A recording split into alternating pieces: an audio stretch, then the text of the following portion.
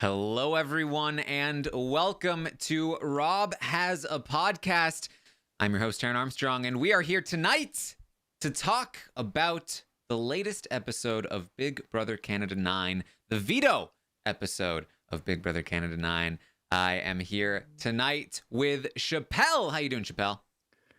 Holy amazeballs, Taran. I'm doing great. I'm happy to be here talking to Canada for the first time, like specifically to Canada. I'm sure they listen to the Big Brother US stuff, and so you might know me, but for the people who don't, I'm happy to talk to you guys. Hopefully you like it. Yes, we're strictly speaking to Canada. Americans are not allowed. Close your ears, earmuffs, everyone. Yes. just you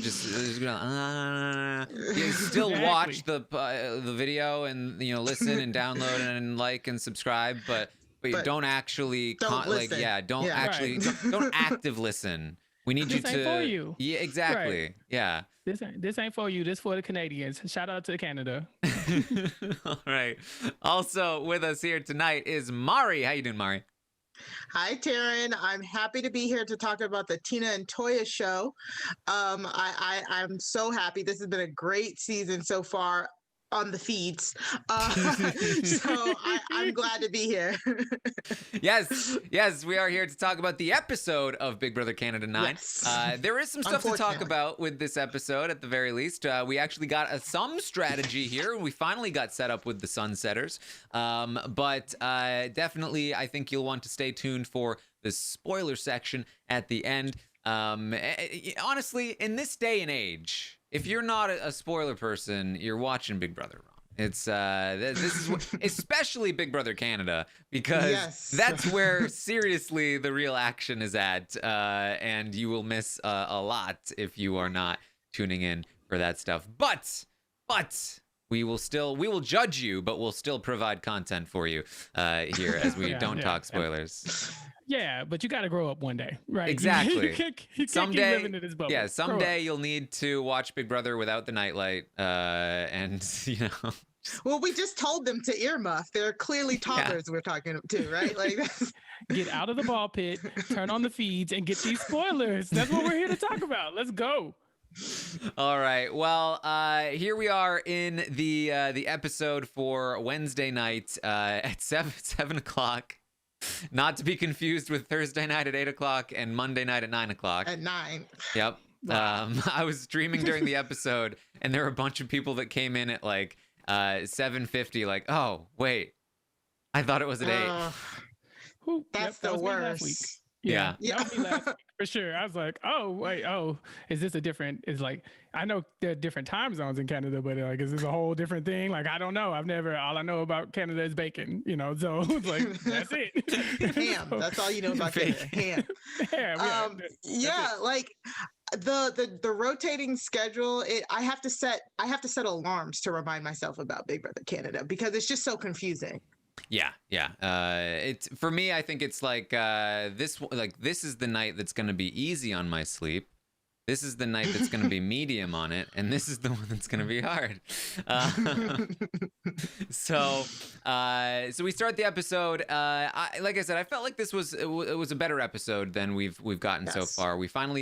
I finally feel like we're kind of introduced to some of the strategy of the house. And as I talked about, the Sunsetters are introduced pretty early on here in the episode, where I believe it is LaToya, explains that she has been a part of this alliance called the Sunsetters that consists of herself, Ty, Jed, Tina, Beth, and Kiefer. And then we get a flashback to day 4, where they are in the Expedia room and they are trying to come up with names for the alliance. Now, I personally would have liked more. Like, why did these people get together? What is their relationship with one another? How did they choose the members? What is their overarching strategy as an alliance? Many of these things would have been nice, considering the level of influence that they have in the game right now.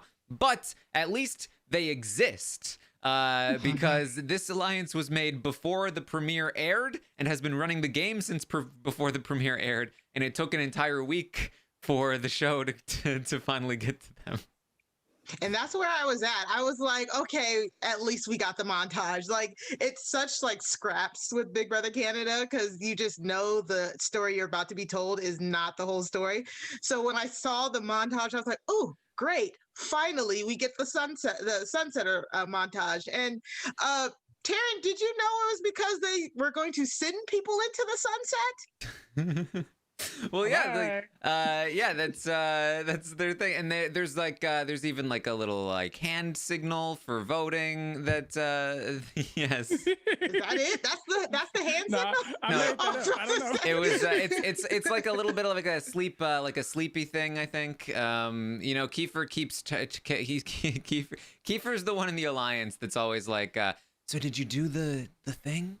In the voting, and people like Ty are like, oh no, I didn't know if it was allowed, so no, I didn't do it. And he's like, well, I did it.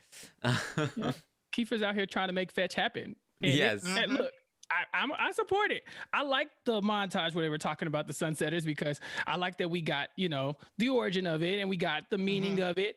But it did point out a couple things to me. Like we were just talking about, how Big Brother Canada's on this rotating time with the schedule or whatever of how the show is being aired. But this was a lot faster than the Big Brother US reveal of the committee.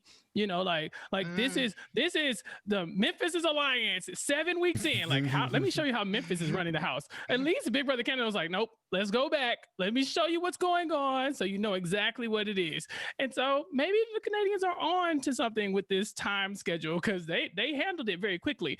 I also liked the concept of the name. Kiefer seemed really excited about it, like you were saying. I just wish somebody would use that same energy to explain to me Defenders versus Destiny. Like, give me something. Give me something. This is a fake alliance, and we got like the meaning behind it. We have a hand sign. We have the members, and I have still not heard a valid explanation for Defenders and Destiny. Give me something. Yeah, we're still a week out and still asking that same question. It still makes no sense. It's like I'm surprised that they didn't come up with like okay, hold on, alliance name for us, the Damagers. It's gotta fit the theme, right? The theme. Big D energy. I got you. Okay. The dinos. I also thought the Sunsetter Alliance was called that because I thought it was like because they were the older people. I know like, a lot of people did. Okay, that's what I thought. That's why I was like, oh, it's because they're all old. That's why they're the Sunsetter. It's the retirement home alliance.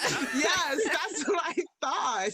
So I was like, okay, this is some good context because they didn't think that one through. See, that's like say what you will about Tyler, but whenever Tyler tried to come up with an alliance name, he was always very up on the fact that no, we'll be made fun of for that one. You gotta watch out.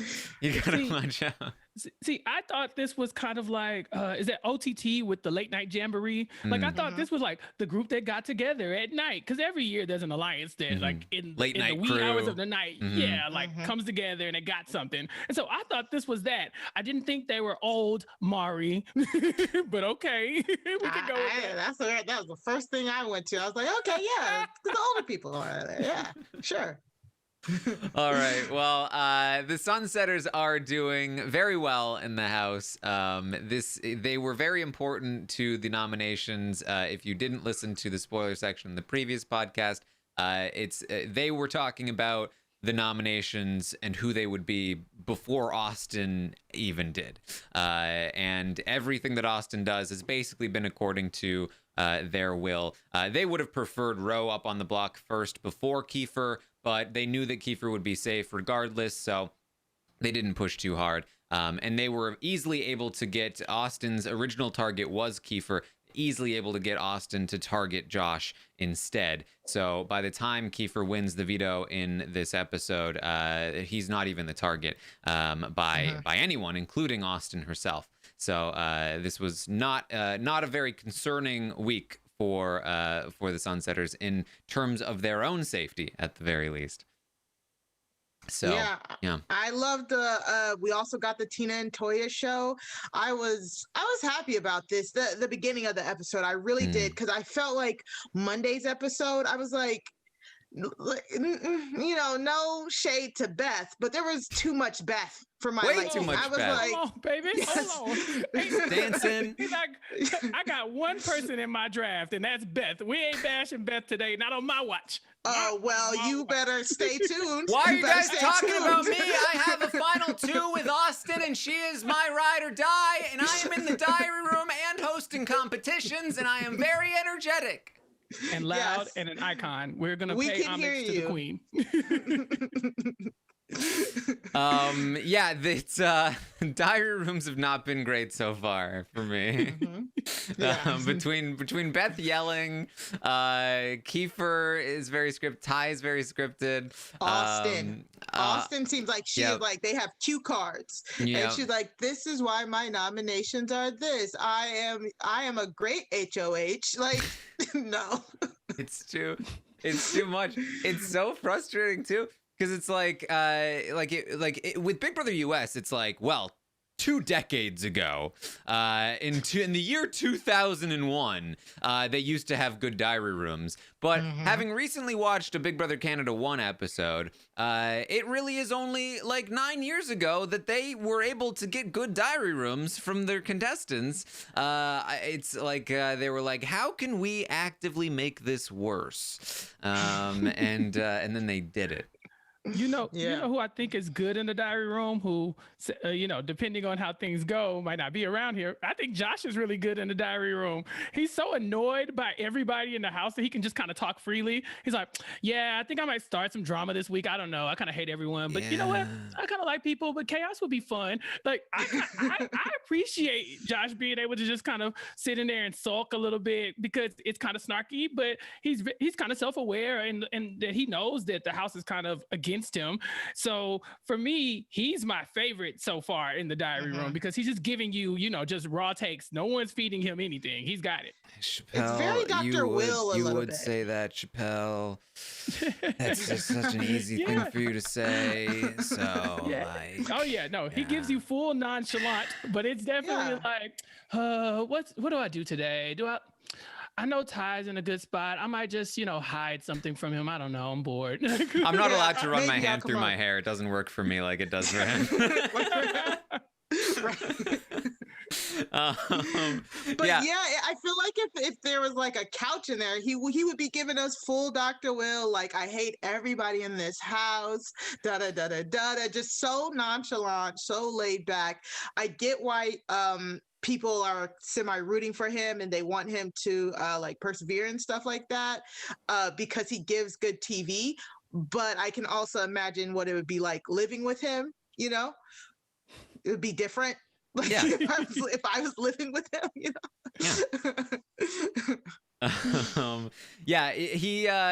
he's talking about he talks to the cameras, and he's like, this is flashback to Pop and Paul Jackson standing in the mirror. I've got to be the villain.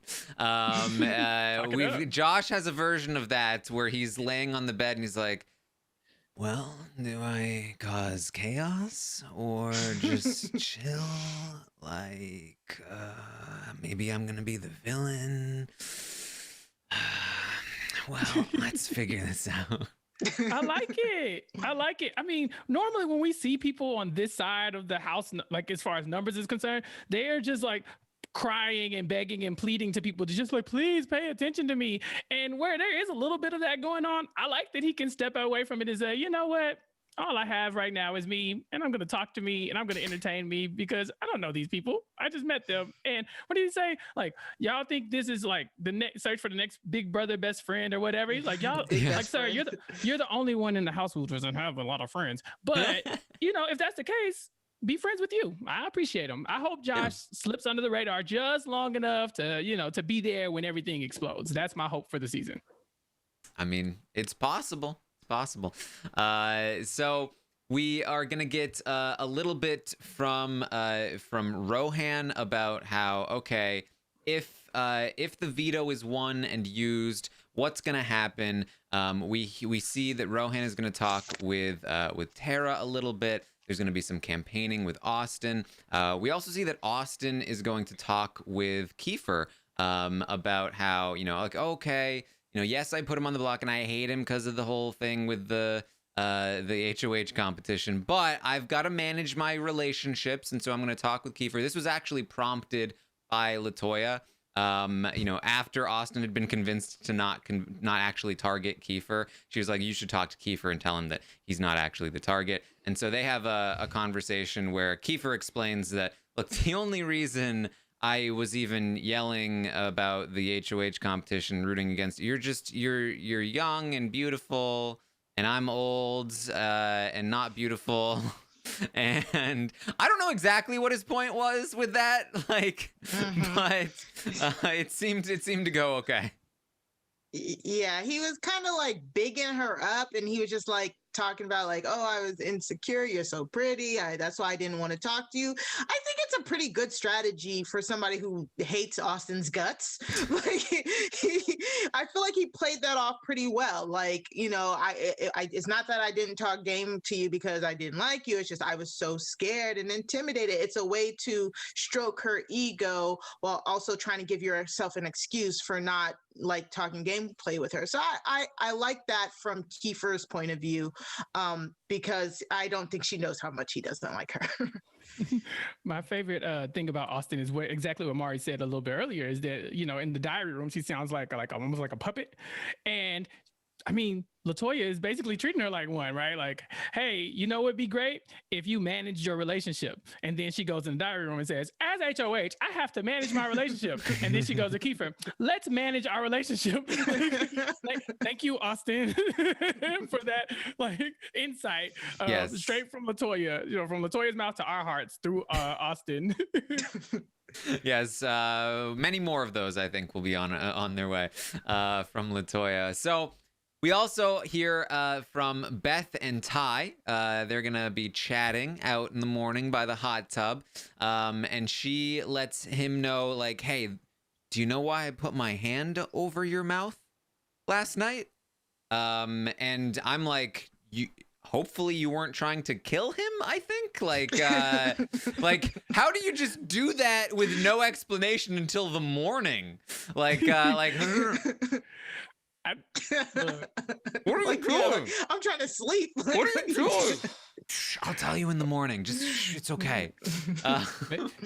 Maybe I'm just a disgusting individual because my mind went somewhere completely left. I was like, whoa, girl, what was you doing?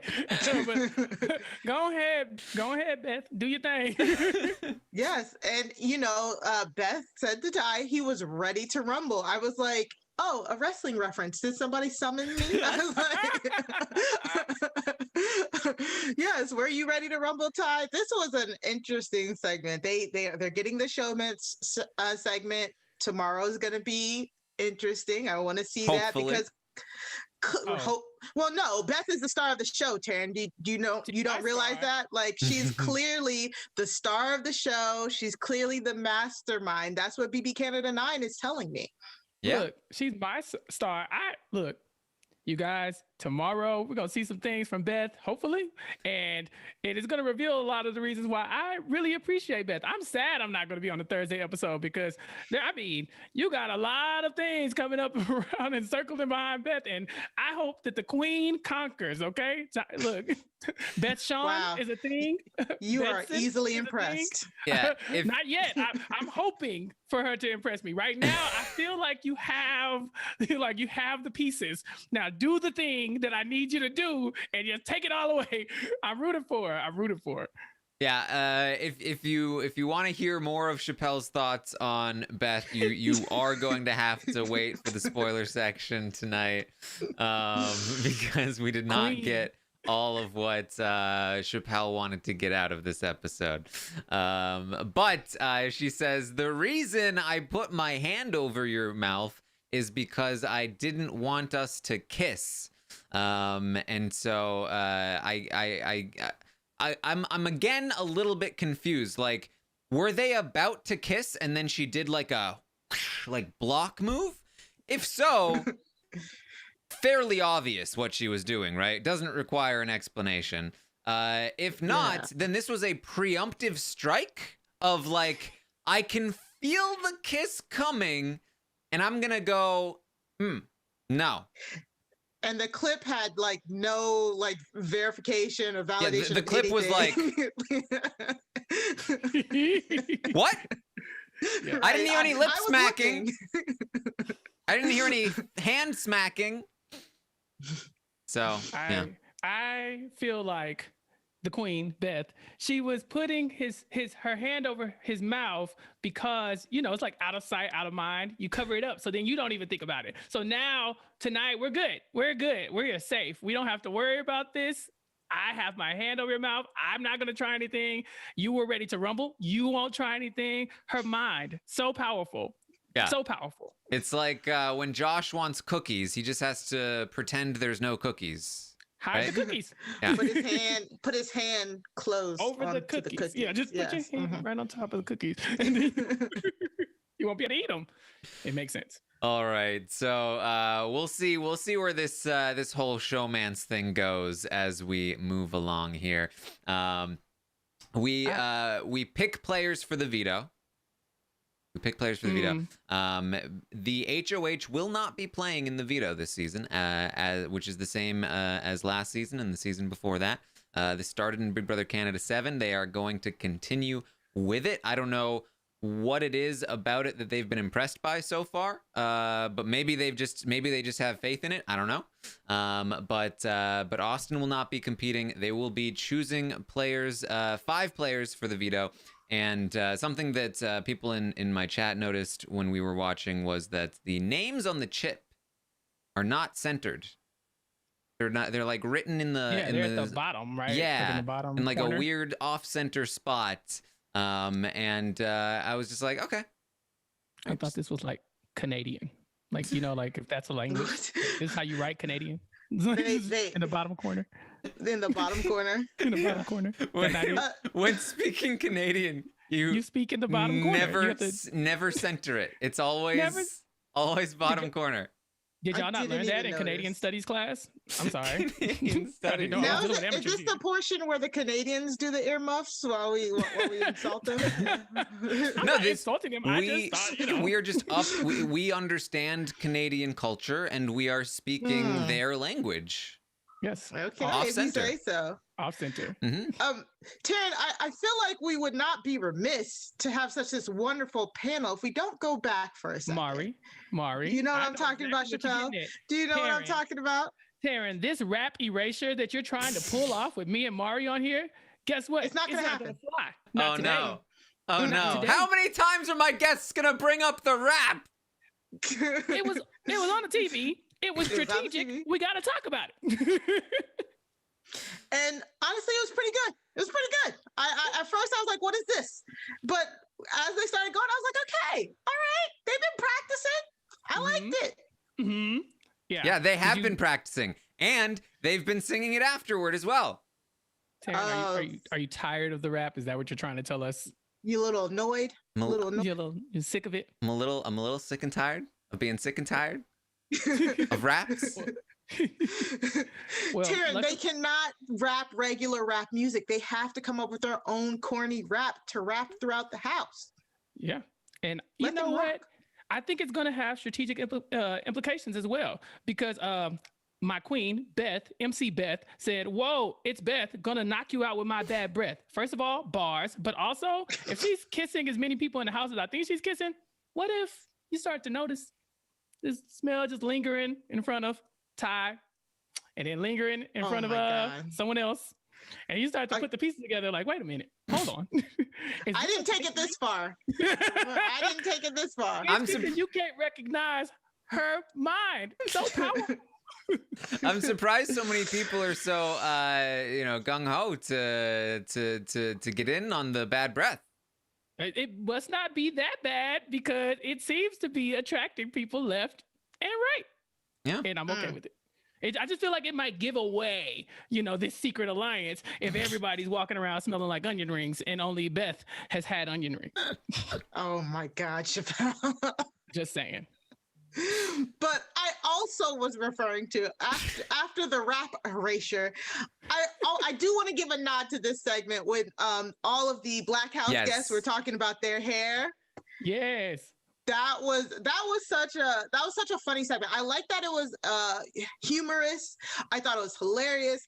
I thought that it brought to light an issue in a way that's how we would talk about it. You know, not everything has to be serious. You know what I'm saying? Mm-hmm. We really can worry about how are we going to take care of our hair while making jokes about who's going to line me up, you know? Yeah. Chappell, what did you think about that segment? Mari, you know, I felt this in my soul. I'm wearing a hat today because y'all cannot see my hair. And that's one thing that I have to like always think about when watching Big Brother, but especially Survivor, is what the heck would I do with my hair? Like, do I have to beg production for a do-rag? Because there is no way I would let people see me in my natural habitat without a fresh lineup. It felt good to see this representation because this is what we talk about. I've always wondered, like, Howard, what are you gonna do this whole time? Like, and then he sees Candace, like, okay, well, give Candace the clippers, and she's gonna have to figure it out. You know, exactly. Like, so I felt like them, like they looking around the room, like, hey, Mari, can you line me up? Like, yes. hit the freestyle braids. I got you. You know. I've had to get the spots that my husband has missed a couple times during the pandemic. I'm surprised none of them learned that skill during the lockdown, like most people have. Yeah, you too. You're slipping too. I don't trust myself with my hair. It's a very delicate situation. Mari, you know this. And just one last shout out, Taran. Victoria talking about how tight she had to put her weave in. I was like, yes, thank you. Like the struggle is real, and I'm happy for that whole conversation. It was just so fun to watch and talk about. So I'm sorry, you can finish. Like I just had to interrupt. that actually was I really liked that segment, and it's another one of these things where these are the kinds of like character moments and segments that we get when we have a diverse cast. And something else that I thought was interesting about that scene was that it felt like to me like it was like earlier in like that felt to me like a day 1 or 2 conversation. And you like, better believe it was. Yeah. That's number 1 on my list of to-dos. Okay, which one of y'all gonna get my edge up? Which one? And I thought it was interesting too because like Ty seemed so much more animated in that conversation than I normally see him. And I don't know if that was just because like it was a topic and he felt comfortable, or if it was he has kind of like talked about how bored he is in the house and how hard it is to be there sometimes. Like I don't know if he's lost a little bit of enthusiasm as time has gone on, but it was definitely very interesting to see. Yeah, definitely worth talking about here. Mari. Did you think that Ty's enthusiasm was just because he was surrounded by people, like-minded people in that moment? I think so. Yeah. Comfortability is number 1. It's just it's the Negro in their natural habitat once they're amongst themselves. It's just when you're in a room and you can talk about stuff that other people understand, no matter what it is, and it just puts you at ease. And I agree. I think that was definitely something that was from the first few days, just like bonding, just straight up just bonding and getting to know people. I'm really glad they included it. Yeah. It's kind of like, Taran, if I walk in the house and I say this to somebody else who looks like me and they don't understand where I'm coming from, I almost know in that moment that I can't, all right, let me take my business elsewhere.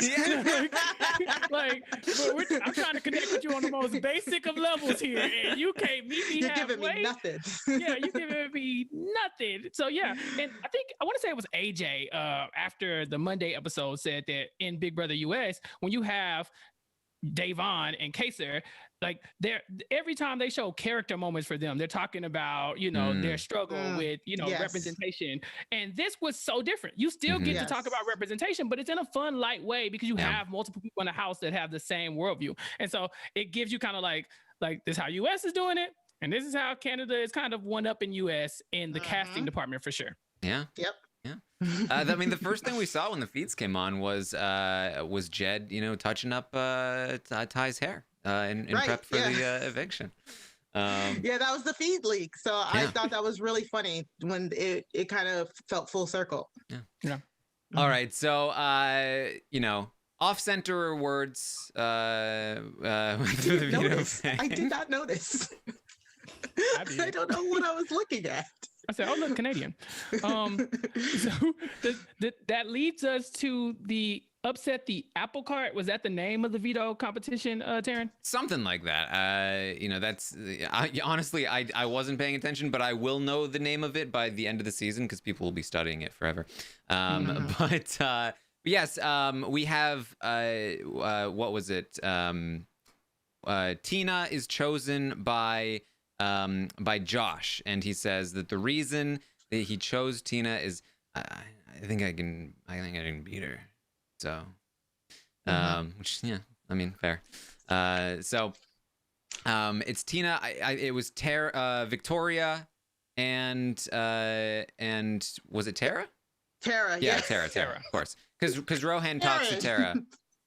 You will remember Tara at some point. It's Tara. Taran. Tara? Taran. Taran stays forgetting Tara.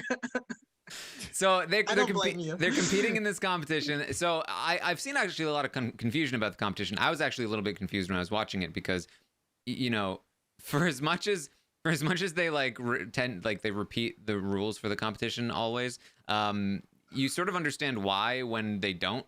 Because I was like, wait a minute, what are they doing? Because I thought I knew what this was, right? Like I thought that it was typically how you do this competition is that you go over, you grab things, you come back over, you stack over here, and then you go back over. But this was like a wheelbarrow. I was like, okay, so they're trying to stack it on the wheelbarrow, I guess, and then they're trying to bring it over. So I believe how this worked is that you ran the wheelbarrow back and forth across the track, and every time you got to the apple where the apples were, you could take 5 apples, put it on the wheelbarrow, and go back. And then you could either lock in or take another trip and then keep going until if anything fell, then, or actually, I don't think it was if anything fell, because obviously Kiefer lost a few, but it was still able to lock in with what he had remaining. So I think it's just get as many as you can, and then you have the ability to lock in. So that's what the competition was. We hear from Victoria pretty early that she had no interest in winning this competition. Mari, what are your thoughts on that? Victoria is hilarious. I love Victoria. I would never want to live with Victoria, but I will definitely sit here and watch her play Big Brother. I sure will. She is just so funny. She's a burst of energy. She was very smart with that because, yes, she won that first team challenge. So to win a POV when it does not benefit her this week, it does not benefit her, I thought was very, very good gameplay. And she is hilarious. Again. No. Yeah. My initial thought was, this is great. I mean, I love that she's thinking in this way, right?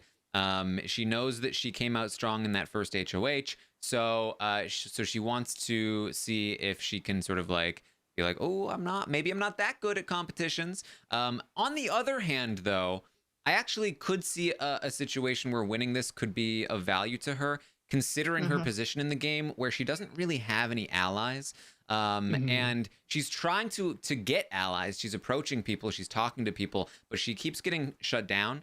And I think that if she did win this veto, then she's kind of proving to the house that hey, I've got some value.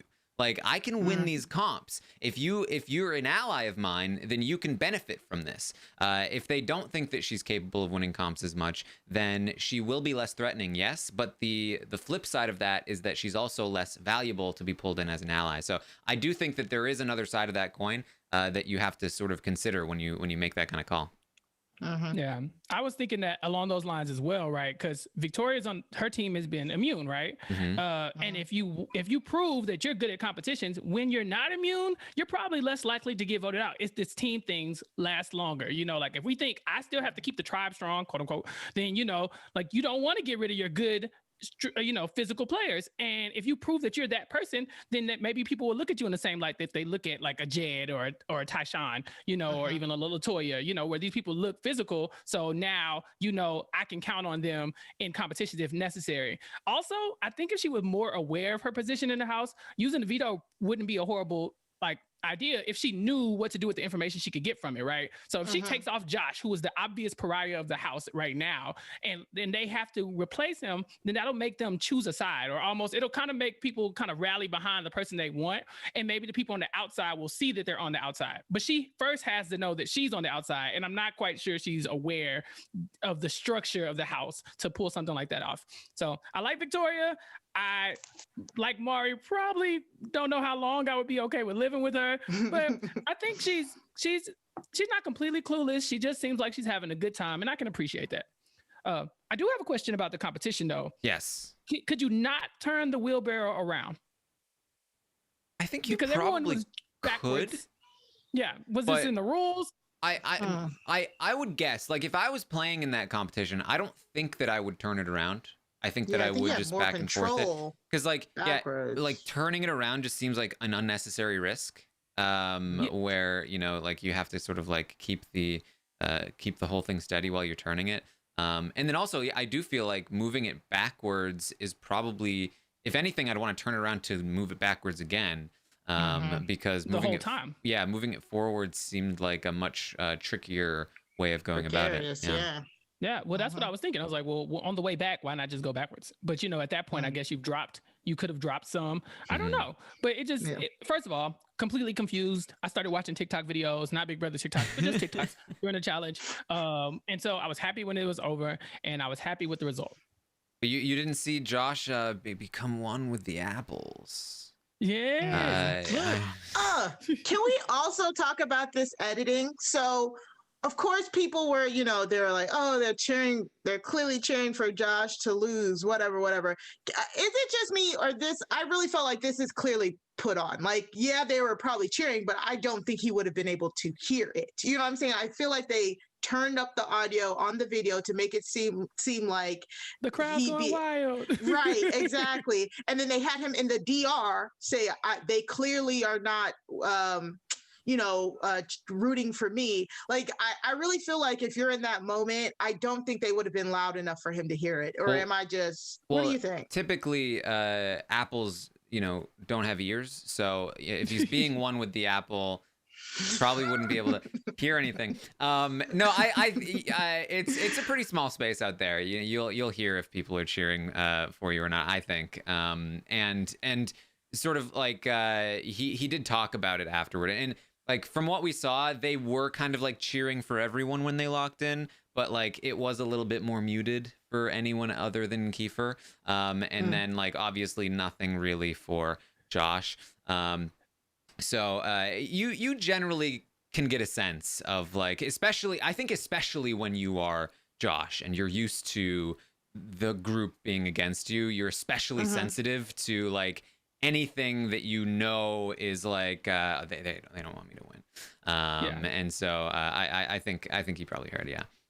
And it's all solidified the moment Kiefer wins the veto, right? Because when Kiefer wins the veto, they can barely contain themselves. Like, and the winner of the veto. like I think that was just Beth. The volume control got messed up. Yes, Queen Applebottom. She was very excited to in her Apple outfit to explain to everyone that Kiefer had won. I didn't really understand it because she just started screaming at some point. But I think at that point, when you see everybody like in tears, falling to their knees, fist pumping, and like lifting him in the air and carrying him across the threshold, like at that point, Josh is like, "Well, I guess they really weren't rooting for me after all." Like, yeah, duh. And so I think he might have heard it, and then that just solidified it and kind of nailed home that they wanted you out at this point, Josh. Yeah, the thing is like we will definitely make fun of Beth for yelling in the diary room. It's not really her fault. It's the fault of the producers for it's not a natural thing to go into the diary room and just start going, so today I decided to make an alliance with Austin. Like this, people just don't do that. What happens is they go in. So today I was thinking about talking with Austin, and I had a conversation, and they're like, "Excuse me, we're gonna need more energy from you. Could you speak up, please? Yeah, can you consolidate this, and can we please make it a little with your mouth more wide open and happier? More energy, please. And so that's how we get more mouth. Yes, more mouth. That was a reference for anyone that got it. So you're definitely gonna get more breath from Beth, if anything. Apparently. Yeah. maybe they're like, actually, hold on. We close the mouth again. Beth, please, Beth, Jesus. Maybe is that why she was saying she has bad breath? That the production had to pull her to the side, like, hey Beth, I know we needed more energy from you in the diary room, but if you could just if you could just. I don't know the Canadian version of Tic Tac, but if you could just grab one of those really quickly and do this again. They're actually called TikToks in Canada. TikToks. Yeah. Oh, a sponsor of the show. Terry. It's all coming together now. Thank you. Pulling double duty. Yeah. So that's how it happens, and really, the first person I remember really ever yelling in the diary room was Dan Giesling himself. He was the first one that stood out to me when I was watching the show as a diary room yeller. So, it's we'll poke fun, but it's also there's a legacy there. So his impact. So there it is. I mean, you can't deny it. He walked so Chef Joe could scream and be silent during speeches and also be silent. Yeah. Was he silent or was he silenced? Stop it. Well, we never know. So Josh's strategy in the veto was not only to become one with the apples, but also to lay them out ahead of time, so he had a good idea of how they would stack ahead of time, which I actually thought was a pretty good strategy, considering once you put those apples on there, you don't have as much leeway to mess around with them.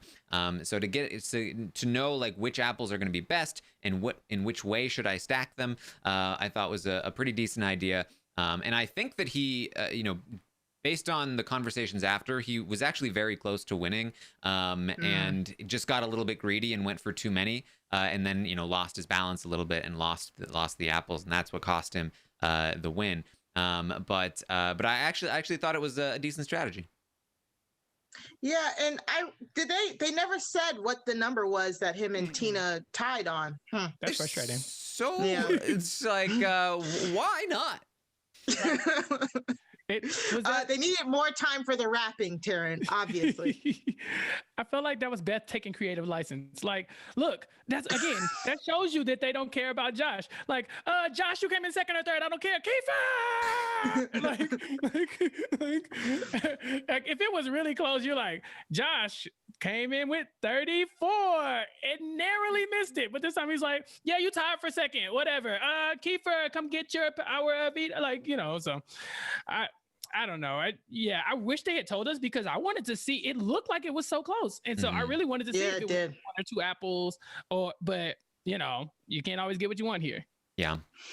Well, that's it for the veto. Kiefer is going to win the power of veto, and he is going to be taking himself down. He's very happy about it, very proud. We have a nice little moment with Kiefer in the diary room. Even though he is wearing what looks like, I don't know, like a branch from a pine tree around his neck. Like, even the veto has been taken over by plants. That was wild. I'm not into it. Yeah, I'm not into it. They took it a tad too far. Yeah. Yeah. I didn't love it. I did enjoy Kiefer's celebration.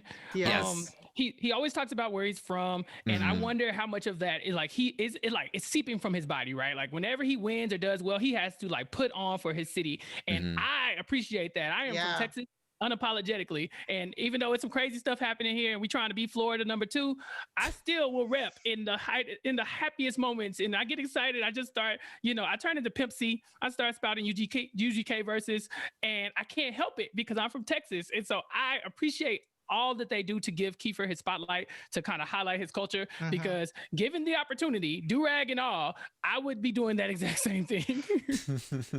Yeah, it really was. Again, just BB Canada is really making the most of their diverse cast. Like, it's one thing to cast diverse people, and then another thing to tell diverse stories, and they are doing both, unlike some other reality TV shows, The Bachelor. Oh my God. Yeah, I mean, I think it's so obviously Arissa's influence here. I think this the cast, in my opinion, has been the best part of the season so far. And how they're editing the cast and the moments that we're getting, both character moments, culture moments, have been the best part of the editing of the episodes so far, in my opinion. So they are definitely doing very well in this regard. In seasons of Big Brother US, because I'm relatively new to BB Canada, I've seen some seasons, but I've never watched one live, so this is very fun for me. But in seasons of BB US, it feels like by the second week, you kind of know who you're rooting against. And you have people who you don't like, and you're wanting this team to kind of win. But I think the editing is so balanced and these people are getting enough content. Like, before this episode, I would have said, who is Tara? But then this episode was the Tara show almost, the second half at least. And so I think the people are balanced. I think they seem like enjoyable people. I'm not like actively rooting against anybody. Kind of depends on what day you ask me. But for the most part, I want everybody to have a good, wholesome game right now until it gets messy, and then I want it to like burn.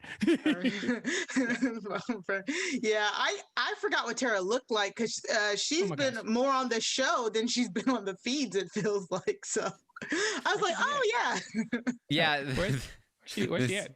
Once Kiefer wins the veto, we see that Rohan's going to talk with Tara about like, hey, what can we do? Is there any way to prevent me from going on the block? Rohan has a conversation with Austin that I mean, the thing about this whole post veto segment is that in reality, none of this even came close to mattering. This was never going to change in any way. But we do see Tara go to Austin and pitch for Jed to go up instead. A big physical threat. And then they kind of translate that into like, oh, and so maybe Austin will consider putting LaToya up on the block. Maybe. She was never doing it. Nope. Not at all. And Austin is so lucky. These editors have been so generous to her, because there's not much. She, like you've said on all the updates, she's switched from target to target. She's clearly, like Rose said, I love what Rose said, she's playing from a place of fear. So true. You know what I'm saying? So this edit, they're even building in that she's even considering other people when she's absolutely not. Yeah, she seems like the most wishy-washy person in the house. In comparison to someone like Kiefer, who the moment he wins the veto and Josh comes to him like, good game, and I'm hoping that we can work together if I come off, like, Josh is clearly like, hey, I'm still on the block, I need you. And Kiefer cannot get out of that room fast enough. Like, he hasn't even taken off the good flannel shirt, the Rob Sestonito shirt yet, before he's like, all right, bye, and then runs out the door. Whereas Austin is the type of person who'll be sitting there like, yeah, okay. And she's the HOH. You are the one who knocks. You're supposed to be controlling this. People, one side of the house is not going to come to you. I wish you'd stop saying that. Like, well, people are going to come to me. No, they're safe. They don't need you. You should be trying to set yourself up for next week. You should be trying to set for future weeks. Like, it's so frustrating watching her play, because it's like, yes, Austin, you got it. Like, we're so used to getting like the alpha male at the beginning of the game. It's the 25 people on his side, and then they pick on all the minorities and then go home. Like, now we get like, Austin, like, this is a different archetype of person. You can do something new, and she just started playing a week too late. But even with that, she just did nothing with her HOH week. She should be thinking, if, like, what happens at this point if Kiefer stays and if Josh stays? Where does that leave me? But she's not making any plans for what that means if these people that you keep putting on the block stay. There's been 3 people who now have a reason to come after you. And this is what I said. I said something like this on Twitter. I want your opinion on it, Taran. Like, this is kind of why, if the Sunsetters do end up kind of running the table, I wouldn't be too mad about it, because it's not like that they just hoarded the power. They got lucky. Like, so far, they haven't just, won all the HOHs, and, they actually had to do this maneuvering to get themselves into the majority alliance, and it's just been a much better way to see people come together, as opposed to somebody wins, he brings up all the people that, like Chappell said, looks like him, and then, okay, good, we're all set for the rest of the summer. So I really want to see how the big alliance moves throughout the summer, because so far they've shown that they can wield power without having to physically hold it themselves. So far, again, it's only week 2. But what did you think about this? I mean, I've been listening, but please elaborate again. No, yeah, I mean, it's always more fun to watch, at least in my opinion, a majority run the game because the other players are letting them, than it is to watch the majority running the game because production has made the competitions in such a way that certain people are way more likely to win them, and they just keep winning over and over. And so, I think the idea, and that's kind of like this was, Big Brother 20 was, at least the first, 2/3 of it was a great example of this, where it was like, there was a group of people that were much better players than the other side, but they kept trading off HOHs. So with that, they had to maneuver around the other people having power and targeting them and having to go through with different kinds of plans and things. So that's always the most fun way. I think that there could be a much more fun version of this week where Austin actually was playing the game, and they really had to maneuver. Like she was like, I'm going after Kiefer, and if anyone screws me, I'm coming for you. And that would have been a much trickier week this week, and they would have had to do more to maneuver around it, right? But still, it's still better than if Jed had won this HOH. And it's just like, all right, so this is what we're doing. Same old. But yeah, and I think I'm being hard on Austin because she's a HOH, but there are other people who are just kind of sitting by idly as well. Yeah. Or at least the show is painting it that way. When Rohan goes to Austin to talk about, hey, maybe we should try something else instead of me, you would think this conversation, these seeds would have been sown way before this, right? It felt like, okay, I know I'm next if, the veto is played, so I need to figure out somebody to throw in the way. But Austin's been the HOH all week. So when you should have already, when she became the HOH, what we normally see is people sit in that room and they don't move. Right. And they sit there until they get their chance. And when the person who sits there the longest is the person who gets the HOH's ear first. And when Rohan realized, okay, Austin's the HOH, you should be at this point saying, okay, Kyle, the two of us need to be working on Austin so that if the veto is played, anybody but me will go up. Anybody. Yeah. I don't care who it is, as long as it ain't me. And we saw that scene. We saw that scene where Rohan was talking to Tara before the veto, and he said, I'm the replacement. So we got to try and make sure everybody on one side of the house is like you all said, they're 3 days behind, they're 4 steps behind. It's taking them longer to play the game. Sunsetters versus Faute. First thing we saw on the feeds, one of the first things we saw on the feeds when they turned on was Rohan and Kyle talking, and Rohan said, hey, I have an idea. Let's propose an alliance with Austin and Brayden. Let's make something happen. They never did. And to be fair, it probably wouldn't have worked out super well because Austin already kind of has something going. They alluded to it in the episode, but they never explained it, which is that she's working with Jed and Ty already. But it still could have put them in a position where at the very least, let's say she is considering, what if I go against LaToya, but I don't have the numbers? Well, maybe if Jed and Ty are still on board and I have Ro and Kyle, maybe I can make this move. Maybe I do have the numbers to make something happen. And so I really do think that they dropped the ball on that. Ro and Kyle, in my opinion, this week have been like with Goldilocks, right? There's like you're it's either too cold or too hot or just right in the middle. Ro and Kyle have been just in the middle, and they needed to either be cold or hot because they needed to either do nothing and be chill and laid back, or full-fledged start an alliance, make sure they're feeling comfortable, approach people. And they kind of took the middle approach, which was like, let's put out some feelers. Let's approach some people about alliances, but then not talk to them for the next day. Let's hang out with Austin and Braden a bunch, but not actually talk strategy with them. And it's just like that middle ground is putting them in exactly the position where they are threatening, but not actually powerful enough in the game via that stuff that they're doing to do anything about the fact that they're threatening.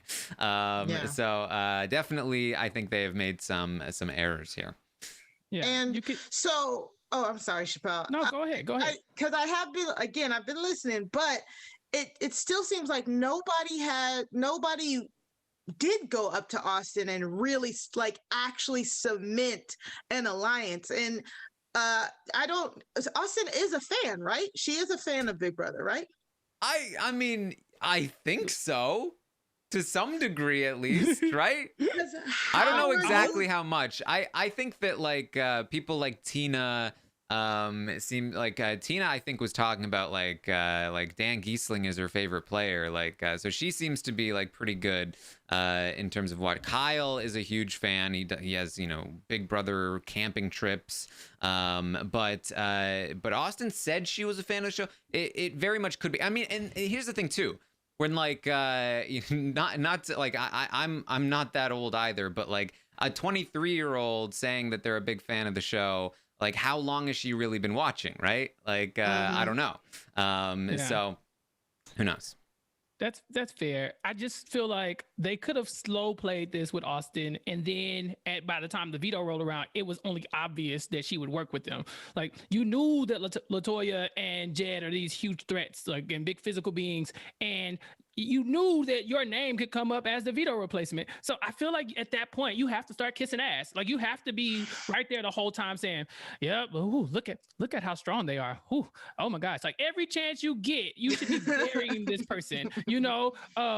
It's a strategy we see in Big Brother all the time when someone's already on the outs. We've seen it with Josh this week, where they make him sound like the most horrible person just for existing, and it's because you don't want to get emotionally attached to that person and start to think like, "Oh, I like them, so I want them to stay." You want to stay strategic, so you have to pile on and make them. And and we've seen worse cases of this for sure.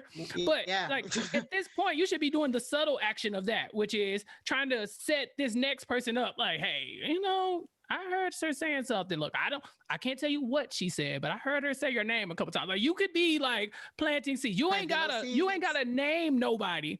But for somebody like Austin, you gotta like, whoo, ain't that crazy what she just said? You weren't offended by that? Like, you don't have to say go after them, because the moment you throw out a name, it can be you. But, if you can subtly start to maneuver some pieces, then I think you're a little bit better off. And I just think they dropped the ball. Yeah. All right. Well, of course, Kiefer uses the veto on himself, and Ro is going to go up as the replacement. Austin says that she needs a pawn. What was it that like every chess game needs its pawns or something? She's the pawn. Yeah. It's wild. Yeah. How dare you? Yeah. How dare you? You are literally a marionette in this house, and you're like, oh yeah, I'm a chess player now. It's the Queen's Gambit, and I put you on the block. Like, no, you don't. LaToya is putting him on the block. What are you doing? Yeah. So that's it. Ro is on the block here, and he is just a pawn to send Josh home. Josh has a little bit of a plan. He talked to Kyle about it, and Kyle was just like, "What? Just leave me out of it, please." That's all I ask. So I'm sure we'll see what comes of that. But that's about it from the episode here. Chappell? Taran. This is the second time. See, you need me and Mari on here every week to tell you what you about to skip over, because you love to skip over. We're not going to talk about the ball pit. Oh, the ball pit. Yes. Yes. How dare you? Especially since it gave everything that it could give. That was the moment. It gave what they said it was supposed to have gave. Mm-hmm. Look at Latoya's Amazing. face when she saw the ball pit. It's literally my face when I would have seen Wendy's pop out of that HOH room. Like, it was priceless. And then to juxtapose that with Victoria like swan diving in, like in the foreground. In the yeah, she's like, and Latoya's just sinking, just like. Yeah, and she's swimming in it like Scrooge McDuck. Like, oh my God, I really need a loop of that. Like somebody tag me in a loop of just Latoya slowly, like Homer Simpson into the ball pit. Like I really need it, please. Yeah. Yes, it's so nasty. Oh my God, are you? Yes, that is so gross. I don't want to sleep in a ball pit. Are you kidding me? That's what I said. Oh, exactly. Everybody's like, yeah, that's so fun. Okay, give it 3 days. Give it 3 days. It is going to be gross. Unless they are doing something to disinfect those balls, which I doubt, it's going to be like a sticky Chuck E. Cheese ball pit in there in 3 days tops. Ball care is a real thing, and you have to take care of your balls, or they're going to get nasty. In the Big Brother house, they're going to figure that out very quickly. Spheres, Chappell. Yeah. I'm sorry. We had the ball drop competition on Monday. We had the balls today. I'm sorry. Spheres. A lot of spheres in the house. Yeah, you have to take care of the spheres so they don't get nasty. I just feel like if I went to go take a shower, like, oh, I gotta go shower before bed, and then your bed is this nasty ball pit. It's like, really? Really? Luckily, I don't actually have to sleep in the ball. At least so far, they haven't had to sleep. So I think it's a little bit unclear still what exactly is going to happen here. But Tara was very concerned at first. She kind of had an emotional reaction to the ball pit from some personal things. But she said at one point on the feeds, like, I'm so glad we don't have to sleep in that thing. So she said it was her worst nightmare, right? Yes. Wasn't it, Tara? Jeez. Yeah, she kind of had a little bit of a breakdown over it. I think it had something to do with like she has kids and she had like sort of a traumatic experience at a ball pit once perhaps, or it was just that she felt claustrophobic. I'm not entirely sure. But she kind of had like a thing, and then she was like, I got over it. Like it was, but it was embarrassing, and then it's but it definitely like it's still unclear to me exactly. Is it just gonna be there, or are they going to somehow find a way to make them sleep in that room? I don't think that they will obviously sleep in the ball pit itself, but maybe they would have some sort of way of going about it, but maybe they just would. Didn't they say Josh took a nap in the ball pit at one point? Did actually, yeah. Josh probably just said, you know what? I don't like any of these people. I don't know. I just sleep in the ball pit. I don't know. For me, I think, Taran, I hadn't really thought about it, but now that you mention it, like they haven't explicitly told them like you have to sleep in the ball pit. But then also you do get that line from Latoya where she says, "What is this?" She doesn't say, "Oh my God, the have-not room is horrible. I don't want to sleep in the ball pit." What she says is, "I wonder what this room is." And I remember thinking, well, what do you mean? It's the have-not room, duh. But now that you bring that up, that they never have told them they had to sleep in it, and that Tara has repeatedly said, well, thank God we ain't got to sleep in it, then now I'm thinking it's some shenanigans in the ball pit, and I know Big Brother Canada is famous for shenanigans. So I could imagine a world where they're in the ball pit and I'm locked in there all night. I was just, oh my God, I'm going to get voted out. And then Canada votes, and then the ball pit opens up, and then this little box rises from the ball pit, and now we have like the secret power that leads us to the end. I'm not saying that's happened before, but I could see a world where that is a possibility. Something's in the ball pit, and I want to know what it is. Yeah. So the ball pit is the equivalent of the vault room or the secret spy room. Maybe. There are a lot of people saying like, oh, for sure there's like something hidden in there, like in one of the balls there's something, or like down at the bottom of the pit there's gonna be something. I agree that I think that at some point there will be something in there, but they don't typically like just leave something hanging around for somebody to find or not find. And because what if they never find it is a thing, right? I think what will happen is they will lock somebody in there at some point and be like, find the ball that has the secret power, and they'll kind of edit it in a way that makes it seem like they just happened to be looking for it, or like they kind of do that too. But we'll see. I do agree there's probably something that's going to happen in that room, but I don't think it's going to be a fair thing. I don't think it's going to be something that like everyone has a shot at finding at any time. Yeah. Okay. Well, yeah, we just couldn't overlook that. I do want to say before we, I guess, move on to spoilers, because I think that I have a feeling that sounds like it's next. I really, really like Tina here. Like, yes. Can we just give a shout out to Tina? Yes. I think people have been making comparisons of her game to a lot of different people. And the person I'm getting right now is kind of like, it's Tommy, right? Tommy from whatever that Big Brother season we don't talk about. 21.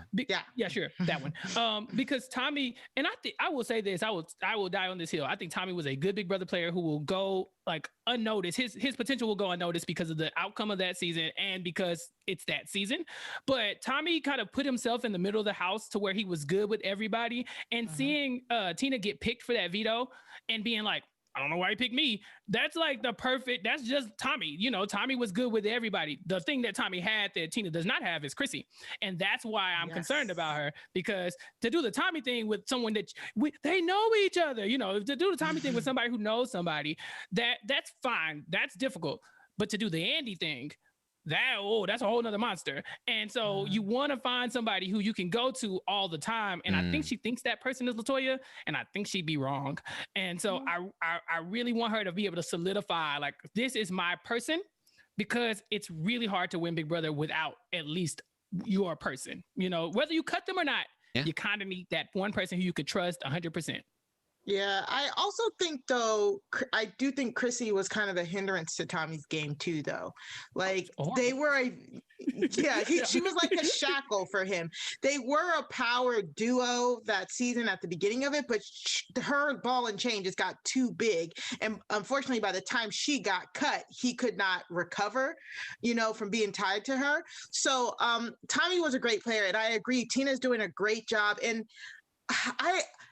I do want her to have a number one, but I still do like this type of floater game like that she's doing. Like she is good with everybody. And I really, as of right now, I don't necessarily think she does need it. We would love it because we would love to hear her spill all of her guts out to somebody. And like you said, LaToya, I think, is getting like 75%. Like Tara is getting like 25%, like, you know, I think she's just sharing it, spreading the love around to like her closest allies. I'm really hoping that Toya, like, maybe once the teams are done, the new saying, I know, but like snaps out of it and leans more towards with Tina than with the boys. That's what I really hope. So I think Tina is doing great. Thank you, Chappell, for bringing it up, because she's just amazing. I can't say that I did not expect this from her, because I did think that her just her coming into it, I thought she was going to be very friendly. I thought she was going to get along with other people. Now I was worried, okay, will they find her easy to cut at the beginning? You know, will she be able to stay in the house like some other people of that archetype? But she's proven all of that wrong. And I honestly, I hate to shoot my shot this early, but I really don't see how she doesn't make it really far into this game. Yeah. Oh, yeah. I can see really far. But my thing is, I just want her to get across that threshold. You need somebody who's willing to take you to the final three, you know, or to even to the final two even. But, you know, like if she gets to the final four with Tyshawn, LaToya, and Jed, like, well, you're not going to separate those guys. And if you let LaToya have her way, you're not going to be able to get her away from those guys either. She would love to be the third person in that. If she can convince the guys that she's better to take to the end, then why do I need Tina at that point. So I think Tina needs to be trying to keep somebody around or like harvest some type of relationship with someone who is going to be able to split those guys up if it comes down to it, or be able to take her to the final 3 if it comes down to it. And I don't know who that person is right now. I would love for it to be Victoria. Oh my God. But you know, I just don't see it yet. I really want her to do well because she's really impressing me this season. Yeah. I mean, even just somebody to bounce ideas off of, that like you can fully trust to, you know, just be open with your full strategy. Like you kind of. Let's talk more in spoilers, actually. Yes, I thought about that too. Yeah. All right. Taran should have drafted Tina instead, but you know, a fake Kyle. yeah. It's almost Chappell, like somebody who told me to take Kyle. The chat was saying the chat. Who was Kyle. in the chat? Was there somebody in the chat here? I might have popped into the chat and incited a riot of sorts to get the Kyle. Chappell. But look, in my defense, I thought it was the real Kyle. I didn't know it was this new Kyle. I don't know. And the real Kyle is bomb. Yeah, the real Kyle would have had this game sold up. Okay, we would even be talking about King Kyle already. Like, oh my God, Derek Giesling. Oh my God, his power. You know, but you know, Taran made a bad decision, and I think we should talk about it. So let's play BB Twitter. Yeah, the bad BB Twitter investigators. Yeah, Taran needs to have the one time we got it wrong. Yeah, I'm sorry. All right, well, that's what we have from the episode. If you're gonna bounce out now, we'll be back, of course, tomorrow night for the eviction recap. But don't bounce out because it's just the wrong thing to do. We're gonna get into spoilers right about now. The Office of Civil Defense has issued the following message. This is a spoiler. Warning. A spoiler. Warning means that an actual spoiler. What's the Beth dance? I forget it. And that protective action should be taken. Something like that. I was like, are we gonna get the song? No, we gotta pretend. Okay. I didn't hear the song. Oh, you guys didn't hear the song? I'm so sorry. No. They didn't get the song, guys. That was my fault. I was just dancing to nothing for them. Yes, you were. I was like, oh, we're gonna pretend. It's the Taran show. The Taran show. Oh man, that's funny. You know what's really funny is that I've played the song for multiple guests and none of them have heard it, and they've all pretended, and none of them have told me that they haven't been hearing it. Like this. So now I know what I'm not doing to. Now I know how to show you guys, but. Oh, somebody clip that. Somebody find the meme of Taran dancing to me and Mari sitting there like a song in his head. Oh my God. Oh man. Yeah, that was priceless. Mari's face was like, so do we dance now? I was waiting. Yeah. I said, oh, we're gonna fake dance to the song. Okay. Yeah, sure. You don't hear nothing, but let's get these finger pistols going. All right now. It's like, man, I need a DR producer to tell these guys more energy. Oh my God, that's hilarious. Yeah. All right. Well, let's talk spoilers here with Ro and Josh on the block. It was looking like Josh was going to go home, but there was an idea for a flip that was going to happen that was then shut down by Tina. And then it was back to Josh's leaving until today, where once again the idea of a flip has popped up. And this time, it seems to have stuck. And Tina seems to be on board. Now, this time it was coming from Kiefer. Kiefer essentially came up with the idea of, hey, this is how I'm going to sort of like help the alliance. He's been approached by Kyle and Ro to make some kind of alliance to go against the power in the house, which they believe is Ty and Jed. So he has told Ty and Jed about it. He's told Tina about it. And specifically, he told Tina that he feels like Ro would put Tina on the block, which is just blatantly not true. But Tina actually believed it, it seems. And that's part of why she is letting it go, this flip situation. There's a lot of detail to get into. If you're interested, I will be live tomorrow morning at 11 a.m. Eastern to update you on everything that's going on. But the basics here are that after a long day of flipping and discussing and debating, it does seem like the vote has tentatively fallen against Roe, and that it will be something like a 7-3 vote, with potentially Kiefer and Beth both trying to claim to be the third vote to keep Roe to Kyle, Austin, and Braden, who will be blindsided or at least kept out of the major loop here.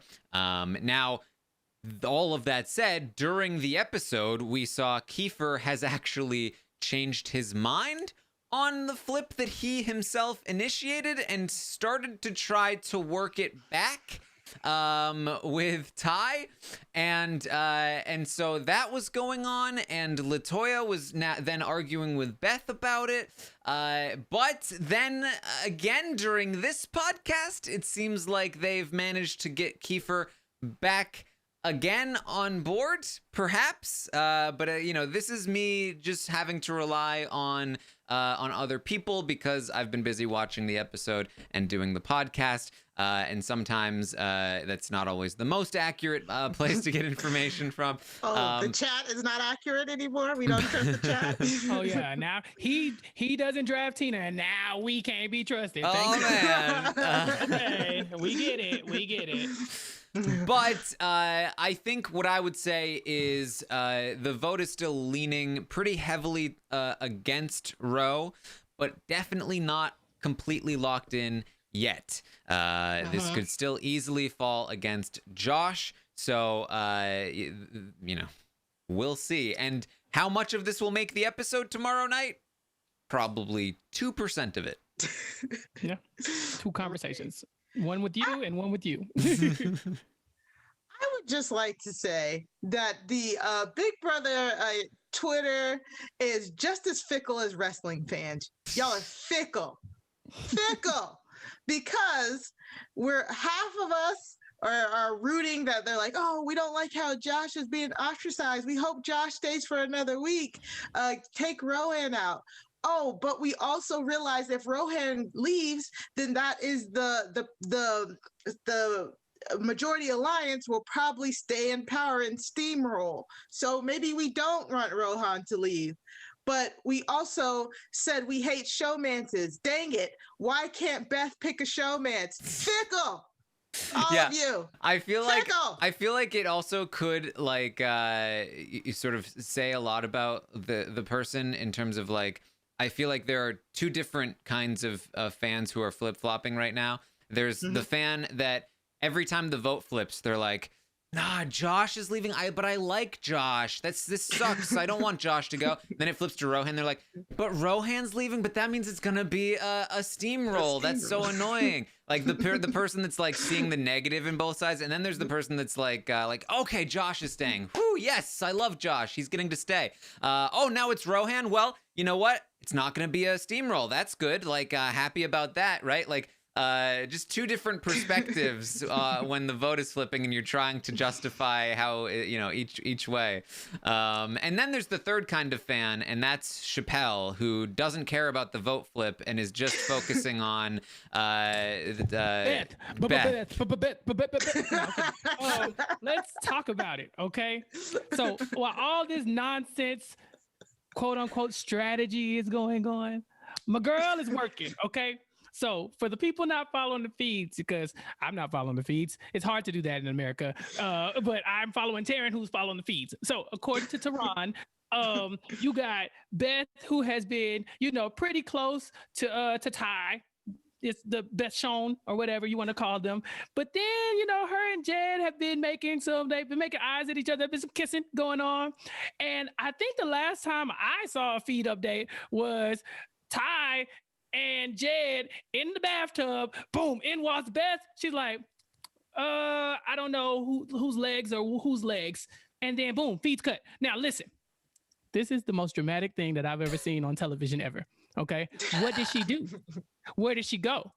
And is she going to use this to further her game? See, that's what matters to me. I think back to Jesse from Kevin, whatever that season of Big Brother US is. Yeah, I'm never going to get it. The one with the clicks, right? So you got Mr. Spectacular himself. Mm-hmm. He's between Natalie and Lydia. Lydia. And they are feuding over him. But he was in such a great position that it took literally production had to step in and say, okay, Jesse, you're going home now. You know, they handed his opposition like the strongest power that the game has ever seen. And then that ushered him out the door because he was in such a great spot. Beth, you could be Beth Spectacular. You could do this. You have to toe the line. You have to figure out a way to manage both of these relationships. But then when the bathtub scene happens, boom, I'm thinking, throuple? Are we really here now? Because then now I'm like, LaToya, do you have a spot? Are you willing to get in the bathtub? Are you willing to do what Beth is willing to do? I feel like this is emergent gameplay. Like, if you were looking for a Big Brother Parvati, this might be it. Think back to Allison from Big Brother 3. Like, give us that. Give us, like, hey, I covered your mouth in the bed that night, but then I voted you out the next day. Boom! Beth Bombs. I'm here for it. Beth Bath Bombs. Beth Bath Bombs. Queen. So from what I've been getting from the feeds as well, so it seems like Beth and Jetson be kissing in the day, people, you know, between the games and stuff, and then at night she's in the bed cuddling, maybe kissing, definitely kissing Ty, because I think, was it Victoria who said that she thinks she heard sounds of them making out like one of these nights or something like that. They did talk about a kiss. Okay. They were trying to be very quiet, as Jacob eloquently described this morning, like paper touching paper. So. Oh my God. What? The friction. Oh my God. Woo, that's hot. That's how you start a fire right there. You get to rubbing those sticks together. So what I'm looking for here from Beth is the strategic diary room where she says, look, I know this looks bad, you guys. I know it does. It looks like I'm all over the place. It looks like I don't know what I'm doing, but I got it. That's what I want. But right now it looks like they all are in on the joke. And that I don't think is great for her.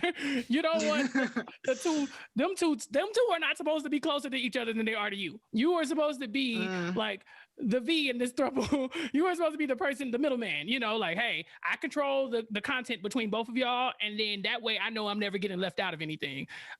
Showmances are a really good way of forming an alliance. We rarely see people vote out their showmance, and when they do, it's probably a bad idea, especially early in the game. So this could get you far if you could convince both of them that you are their showmance. The problem is, you this is gonna be a hard pair to split up. If this was, you know, two different people, you know, you probably have a better chance because they'd be separate. But now these two people are probably closer to you. I mean, to each other than they are to you. And so that makes your job a little bit harder. So I do appreciate Beth maneuvering, because she could just sit around and be the sixth person in that alliance, the Sunsetter Alliance, because that's how it's been painted. Like, Beth was brought in last and to the chagrin of some members. But now that she's in there, she's like, okay, I got to split up them from LaToya at least. Like, at least I got to be the new LaToya. And I think that's a good spot for her. So that's why I was hailing Queen Beth right now. I'm sure she will let me down, but my fingers are crossed because she's the only person that I drafted in my Big Brother draft. So there you go. Yeah, there was a conversation that happened earlier today when Kiefer is pitching to Jed the plan to flip the vote. And the idea is that Beth will be on Austin and Braden's side. She'll be like, I voted to keep Roe. I was with you guys.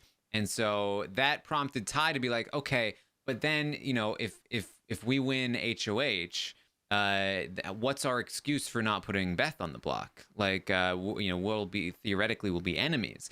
And Kiefer is just like, well, I mean, I don't want to say it, but you play up the showmance angle. And Beth goes, yeah, but which one? Both, Beth. Both. You're like, pick one. Whichever one wins HOH. Yes, that's your alliance. And guess what? When the next one wins HOH, boom, that's your showmance. Beth, play the middle, babe. Come on, let's do this. Come on, Beth. I do not feel comfortable with this. Again, I am not shaming. If you go and listen to my 90 Day Fiance coverage, you know I'm down for the throuple. Not this one though. Not this one. This is just weird, yo. This is just kind of weird.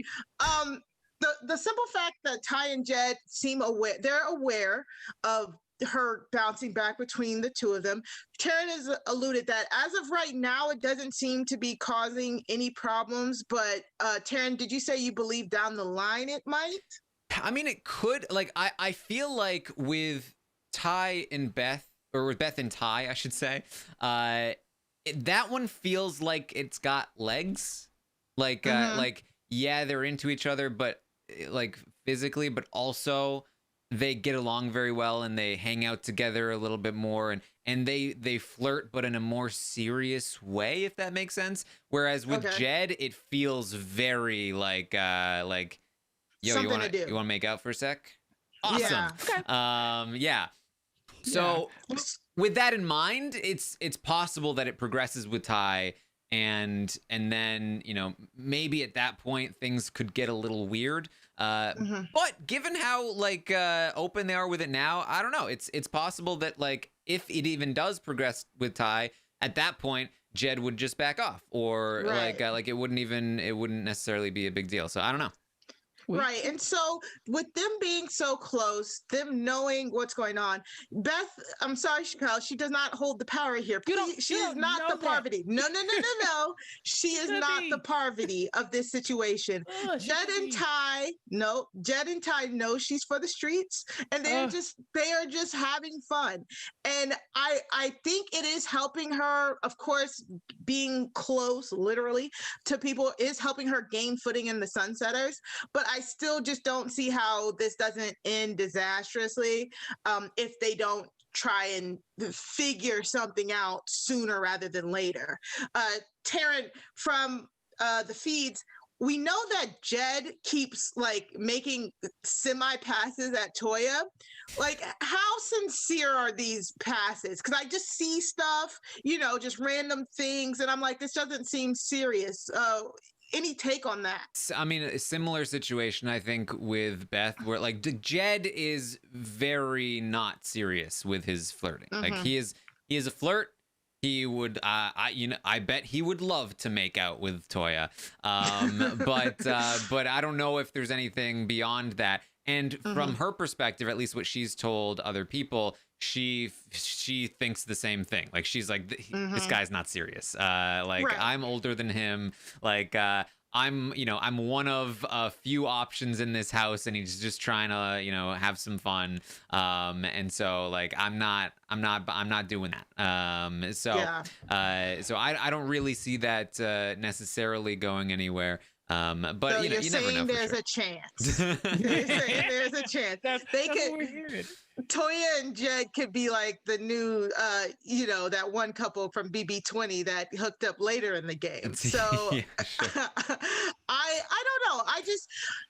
I like the play. Like I understand the play, but Beth does not have she doesn't have enough power yet. So how she maneuvers herself, the only way I can see her really maneuvering into that power position is if LaToya is gone. Like, she would need to get LaToya gone.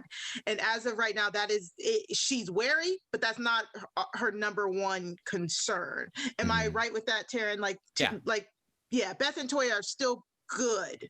You know, well, we'll see how long that lasts. I'm not sure. Right. Like, I think even just again, I haven't been able to watch, but I think that when I was watching the episode and trying to listen to the feeds at the same time, they were kind of like getting into it a little bit about, you know, whether Josh should go.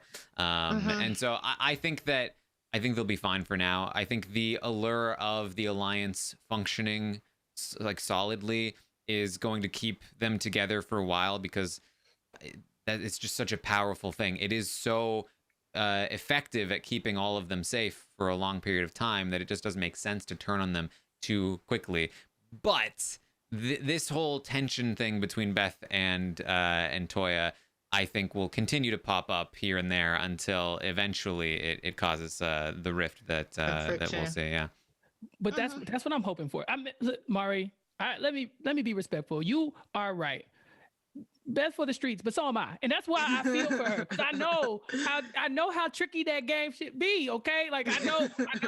So because like you said, ultimately she got to get LaToya out of that spot, and it's a lot easier to sway votes against LaToya if she says, I mean, well, the three of us are kind of in a showmance, right? Because LaToya and I, you know, the problem with showmances is that they put a very obvious target on somebody, but it also gives you a layer of protection, right? But a three-person showmance, a throwmance, a throuple-mance, sure. yeah. We're still trying to figure out the name for the throuple here, the combined Beth, Jed, and Ty name. Oh, no, Chappell, no. Taran, you are opening yourself up. I was gonna say something. Woo! Never mind. So I'm thinking though that, you know, like a throuple would be even a bigger target though, right? Like that's something to easily go back. Like if you walk in the room and you see them all coming out the bathroom together, at that point you're like, all right, you guys, let's talk about it. We can't allow this to happen. They're like at this point, Beth is out here doing what needs to be done, and these guys are like taking it hook, line, and sinker, right? We got to get rid of this. We got to get rid of one of them. And so I think, that does paint a target on the back. But the thing is, she's aligned with two of the more physical players in the house. And so hopefully one of them would be able to save her in that spot, and then they could get rid of some of their bigger threats. So I'm not saying this is the optimal strategy for Beth, but if this is strategic, I just want to see her, you know, walk that tightrope. That's all I'm saying.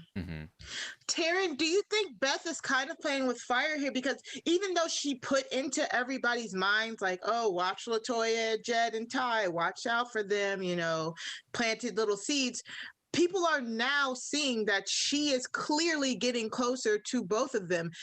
Do you think her trying to usurp LaToya's place in that group also kind of usurps LaToya's threat level as well? It definitely and shifts the target to her? It definitely could. I mean, you know, I think the counter to that is that if they do end up going through with this vote flip, that will significantly help separate her in people's minds from Jed and Ty, because she will have theoretically voted the other way, right?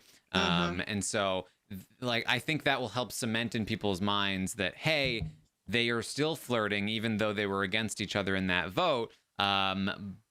But clearly, you know, they're not on the same page game wise, and that means that that, you know, Ty and Jed, it doesn't really matter who you see them socializing with, they're working with Toya, and so I think that will last a little bit longer, and I don't know how long she needs that to last until she merges with Ty and Jed, right? But you're definitely right, it could, but we'll have to wait and see, I think.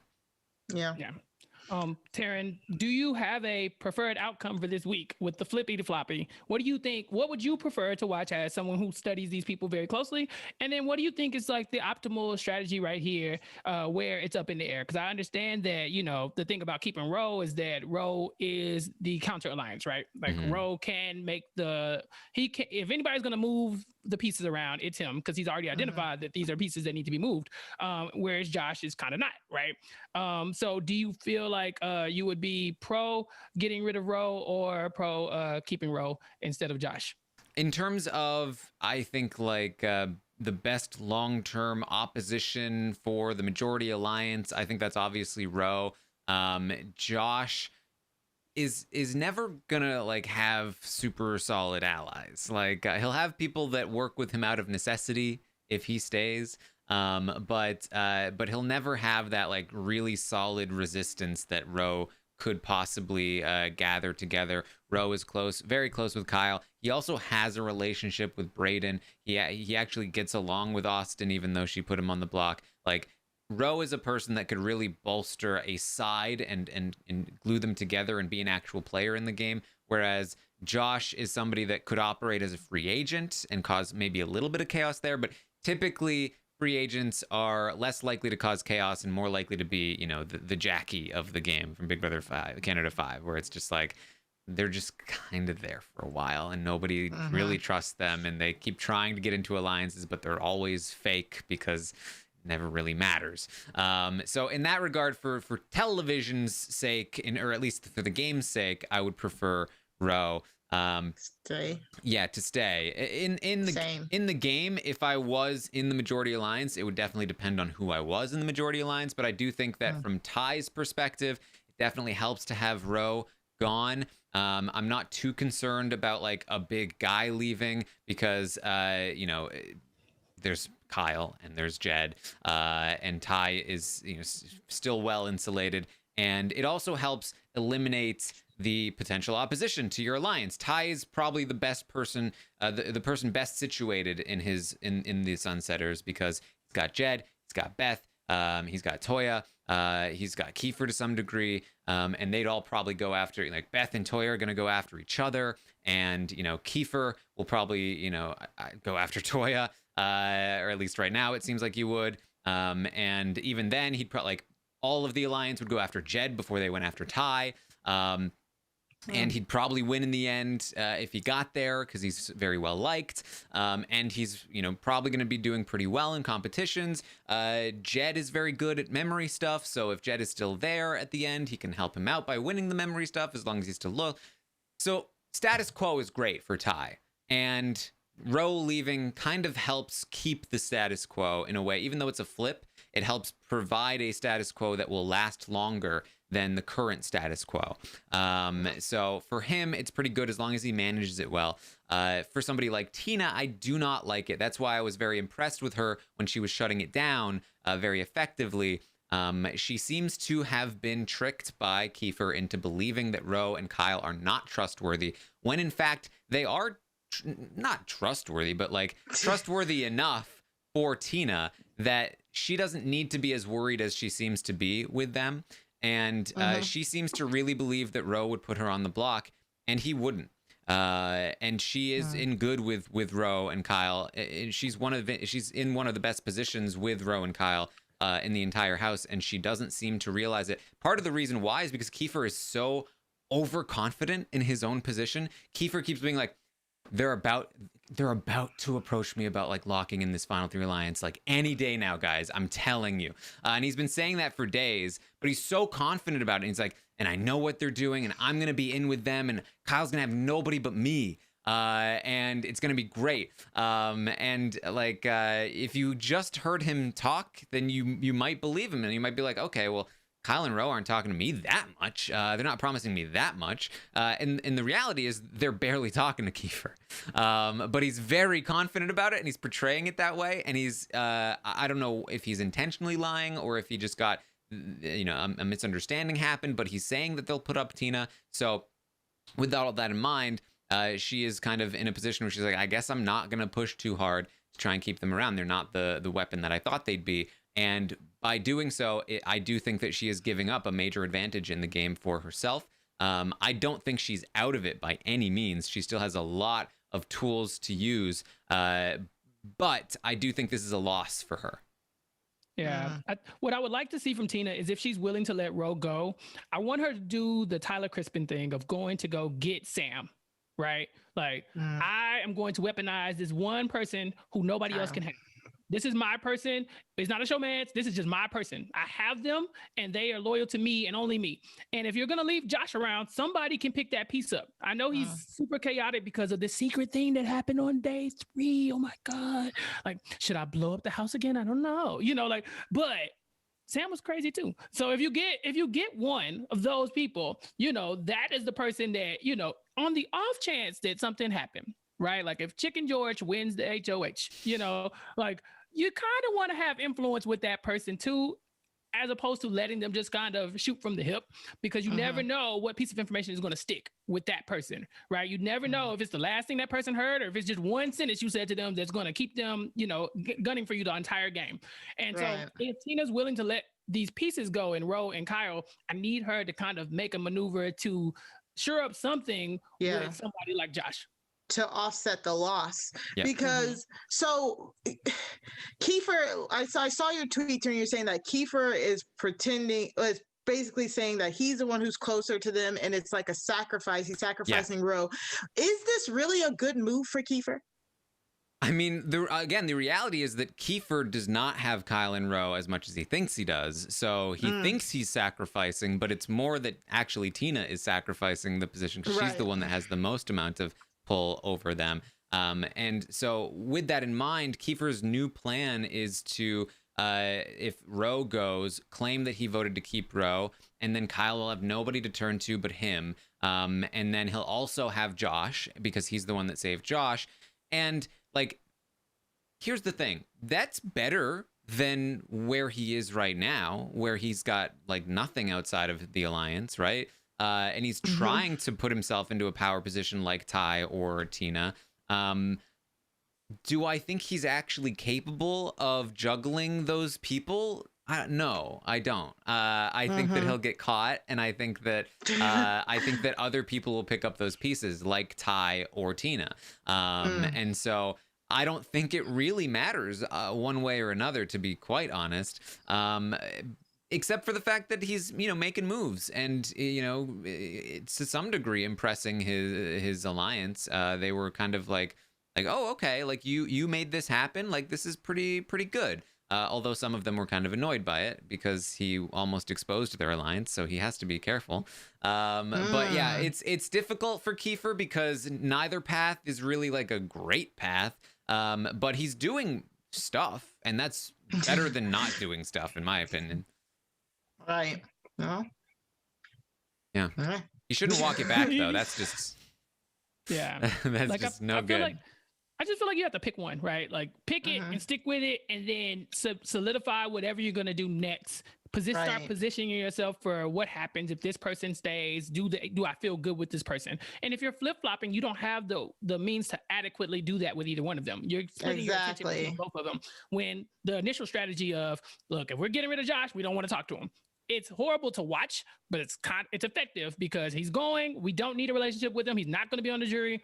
Fine, let's all just write him off. But if you're like, Josh, I don't know, I kind of think I can keep you. And then Rohan, you never get to go to that person and say, I'm keeping you. I saved you. You are loyal to me. You are my piece now. And we are together. A final two, despite all the reasons why they should not believe you, they have nowhere else to go. Right. And so, I want them to pick a side, and I want them to stick with it. And I want them I want them to just play it out. At this point, the flip-flopping is just going to hurt you. Right. And they started the flip-flopping so early. They started before before the replacement nom.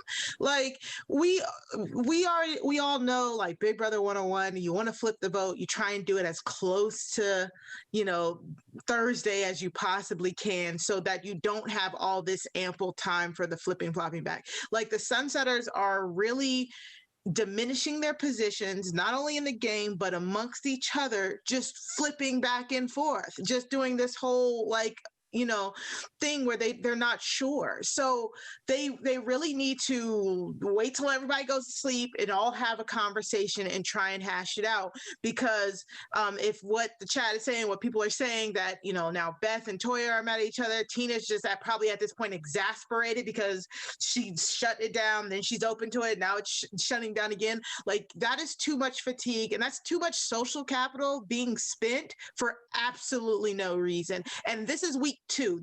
Y'all are making it harder than it should be. Yeah. So it seems like things are still happening, still going on right now as we speak.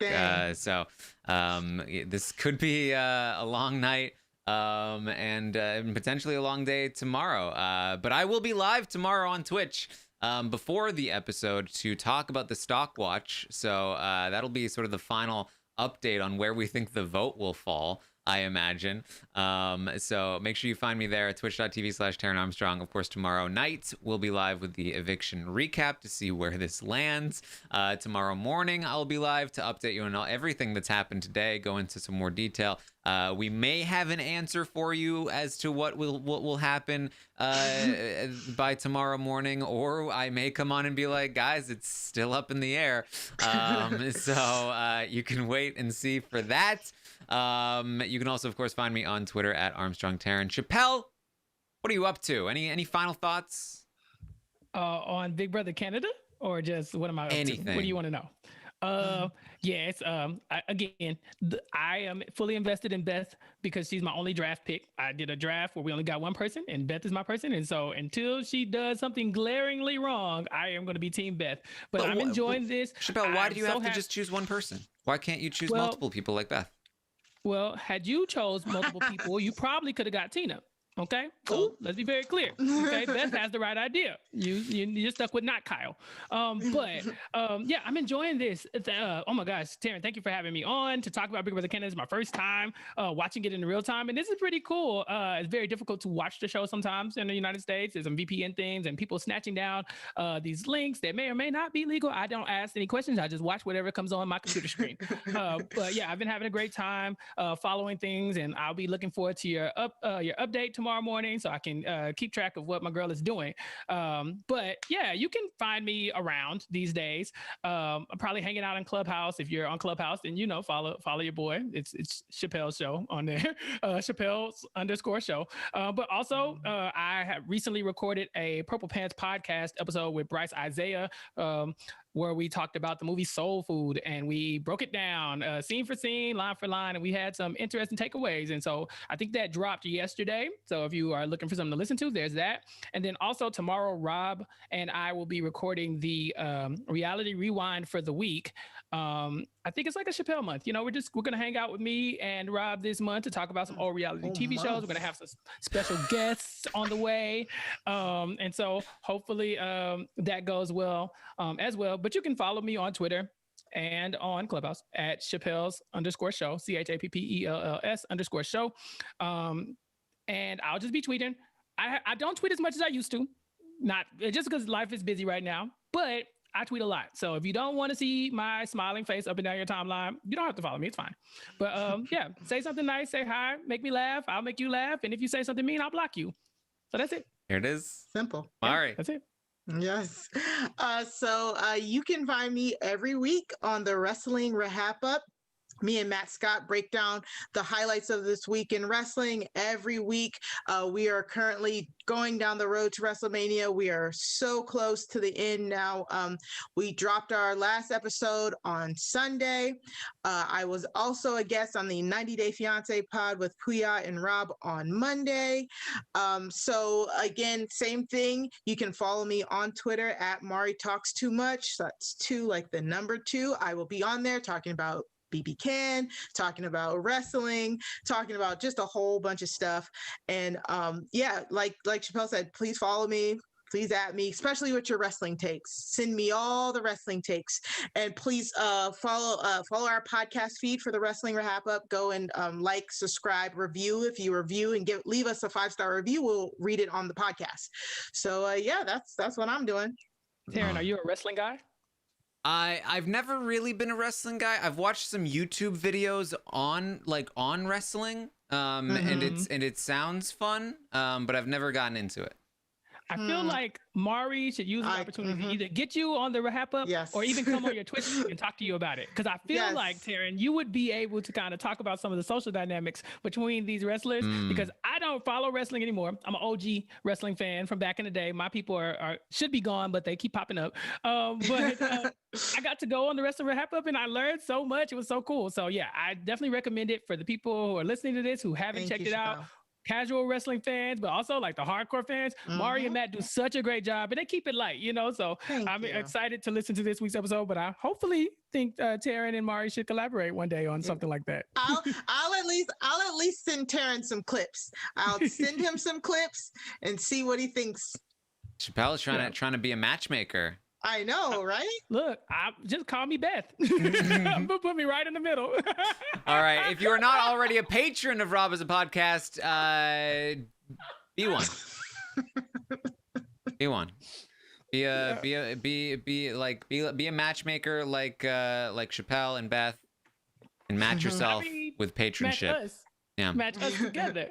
Like a couple. All right. Thank you guys so much for joining us tonight. This is a great show. Thank you for joining us, and see y'all next time.